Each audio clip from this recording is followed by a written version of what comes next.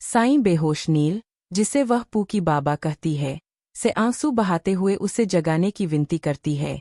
उसे याद दिलाती है कि परी की माँ भी बिना कुछ कहे चली गई और अब वह भी सो रहा है। वह उसे जवाब की उम्मीद में चॉकलेट देती है। इस बीच सावी भगवान गणेश के सामने टूट जाती है और सवाल करती है कि वह अपने सभी प्रियजनों को क्यों खोती रहती है। वह नील के ठीक होने की भीख मांगती है और वादा करती है कि अगर वह बच गया तो वह खुद को सभी से दूर कर लेगी। भावुक होकर साईं नील से कहती है कि अगर वह स्टार बन जाता है तो वह भी बन जाएगी, क्योंकि वह उसके बिना नहीं रह सकती। जब भाग्यश्री आती है और साईं को जाने के लिए कहती है तो नील साईं का हाथ पकड़ लेता है। डॉक्टर उसकी जांच करने के लिए अंदर आता है। उसी समय भक्ति सावी को बताती है कि श्रीचंद ने अपने सभी अपराधों को कबूल कर लिया है, जिसमें तेजू और रजत की हत्याएं भी शामिल है। हालांकि यह कबूलनामा जीत का प्रतीक है, लेकिन सावी खुद को खोखला महसूस करती है और कहती है कि नील भी इस पल का गवाह बनने का हकदार था, क्योंकि यह उन दोनों की साझा लड़ाई थी। जल्द ही भाग्यश्री और साईं नील के होश में आने की खबर साझा करते हैं। साईं कहती है कि उसकी प्रार्थनाएं काम कर गईं, ठीक उसकी माँ की तरह। अभिभूत भाग्यश्री सावी से स्वीकार करती है कि वह कभी भी एक सच्ची माँ नहीं बन पाई और अपनी पिछली गलतियों के लिए माफ़ी मांगती है। सावी टूट जाती है और उसे गले लगा लेती है।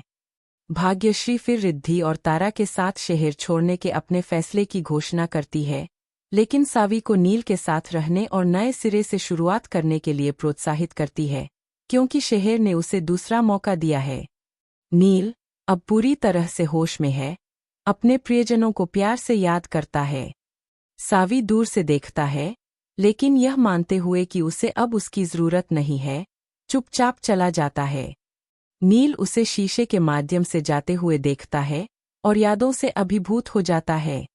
2 दिन बाद नील लीना से कहता है कि वह सावी से मिलना चाहता है।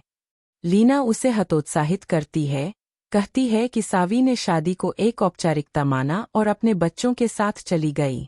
लेकिन नील जोर देता है, सावी उसकी पत्नी है और वह उससे केवल एक सवाल पूछना चाहता है, क्या उसने कभी उसके लिए कुछ महसूस किया था।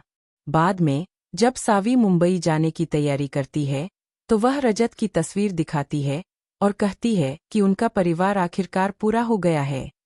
नील दूर से देखता है, चुपचाप उसकी पसंद को स्वीकार करता है। जब साई पूछती है कि क्या नील उनके साथ शामिल हो रहा है, तो सावी मना कर देती है, लेकिन उसे विश्वास है कि जब सही समय आएगा तो वे उसे फिर से देखेंगे। जैसे ही उनकी कार आगे बढ़ती है, सावी रियरव्यू मिरर में नील को देखती है। वह उसे एक सौम्य मुस्कान के साथ सलाम करता है। वह ड्राइवर को रुकने के लिए कहती है और वापस उसके पास चली जाती है। साई खुशी से चिल्लाती है, पूकी बाबा। नील सावी को रुकने के लिए कहता है, उसे और बच्चों की हमेशा रक्षा करने का वादा करता है।